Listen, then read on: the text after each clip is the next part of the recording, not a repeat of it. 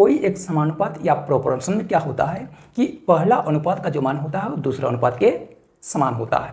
ठीक है, जैसे हमने इस उदाहरण में क्या देखा था कि 4:20 का जो मान है वो 3:15 के समान है, तो इस कारण से ये राशियां समानुपात में कहलाएगी। ठीक है, अब देखोगे एक समानुपात में क्या होता है, एक समानुपात में 4 राशियां होती है। उन 4 राशियों को हम लोग पद के नाम से जानते हैं, जिसमें पहली राशि को प्रथम पद, दूसरी राशि को दूसरा पद, तीसरी राशि को तीसरा पद और चौथी राशि को चौथा पद के नाम से जाना जाता है।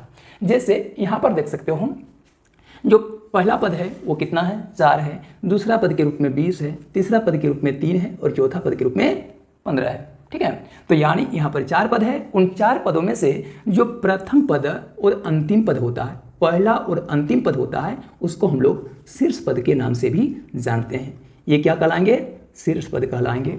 और बीच वाले जो अन्य 2 पद होते हैं उनको हम लोग किस नाम से जानते हैं, मध्य पद के नाम से जानते हैं।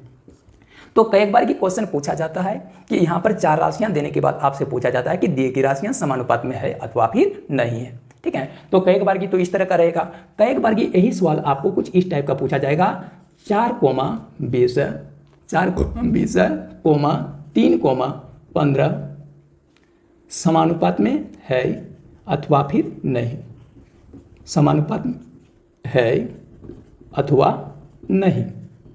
ठीक है, तो इसकी जांच पड़ताल करने का और एक तरीका है कि आप इनके अनुपात की तुलना करके तो पहचान कर ही सकते हो कि समानुपात में है कि नहीं है, लेकिन एक अन्य तरीका भी है जिसमें होता क्या है कि कोई भी एक समानुपाती संबंध में शीर्ष पदों का जो गुणनफल होता है वो मध्य पदों के गुणनफल के समान होता है। ठीक है, तो यहाँ क्या लिखोगे, चूंकि समानुपात में शीर्ष पदों का गुणनफल इक्वल टू क्या होता है, शीर्ष पदों का गुणनफल जो होता है वो मध्य पदों के गुणनफल के समान होता है। ठीक है, तो यहाँ पर शीर्ष पद कौन कौन से हैं, तो शीर्ष पद की राशि है जैसे 4 और यहाँ पर 15, तो 4 और 15 का गुणनफल अगर मध्य पदों के गुणनफल के समान हो गया तो मध्य पद कौन कौन से हैं, 20 और 3 है, तो इनके गुणनफल के समान हो गया, तो उस स्थिति में ये राशियां समानुपात में कहलाएगी, वरना ये समानुपात में नहीं कहलाएगी। ठीक है, तो 4 गुना 15 कर दोगे LHS में 60 प्राप्त होगा और उधर 20 गुना 3 कर दोगे तो RHS में 20 दिया 60 हो जाएगा। ये दोनों ही मान क्या हो गया, समान हो गया, तो उस स्थिति में कहा जाएगा कि दी गई राशियां समानुपात में है। अतः क्या लिखोगे, ये राशियां समानुपात में है, समानुपात में है। ठीक है, और यदि ये कम बेसी प्राप्त हो गया तो उस स्थिति में कहना है कि समानुपात में नहीं है। ठीक है, इससे आपको और एक फायदा होने वाला है। कई बार की क्या होता है कि कोई एक क्वेश्चन रहता है जिसमें यहाँ चारों राशियों में से कोई एक राशि गायब करके रख दी जाती है। जैसे आपसे कह दिया जाएगा कि 4,3 यदि 4,3,15 समानुपात में है तो डैश का मान ज्ञात करें, डैश का मान ज्ञात करें। इसमें एक चीज़ दिया हुआ रहेगा कि ये संबंध है समानुपात में है, पहले से कह दिया जाएगा समानुपात में है, तो फिर डैश का मान ज्ञात करें।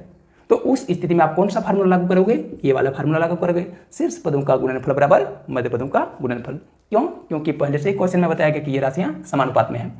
तो उस स्थिति में शीर्ष पदों का जब गुणनफल करोगे तो शीर्ष पद के रूप में कौन कौन से हो जाएंगे, 4 और 15 की राशि हो जाएगी, तो 4 और 15 की राशि वो बराबर हो जाएगी मध्य पदों का गुणनफल। मध्य पद कौन कौन से हैं, डैश और 3 है।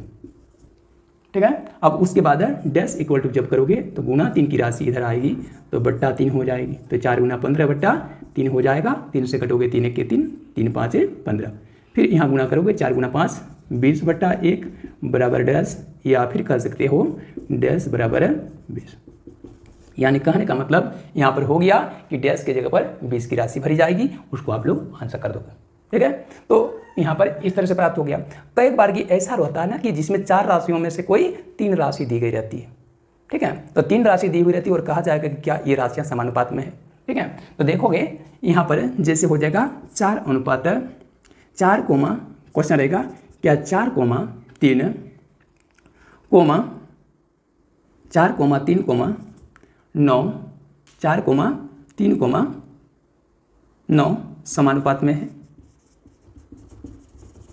समानुपात में है। तो देखोगे इसमें केवल 3 राशियाँ हैं, जबकि समानुपात के लिए 4 राशियाँ चाहिए होता है। तो उस स्थिति में हम लोग को जानना चाहिए कि जब 3 राशियाँ दी हुई रहे तो समझना चाहिए कि जो बीच वाली 2 राशि है वो रिपीट हुई है, 2 बार आई है। यानी ये क्वेश्चन मूल रूप से कुछ ऐसा था, 4,3,3,9 समानुपात में है अथवा फिर नहीं है। तो उसकी जांच पड़ताल करने के लिए फिर से आप लोग करेंगे 4 गुना 9 यानी शीर्ष पदों का गुणनफल यदि समान हो जाएगा मध्य पदों के गुणनफल का, तो फिर ये राशियां समानुपात में कहलाएगी, और यदि ऐसा नहीं हो सका तो समानुपात में नहीं कहलाएगी।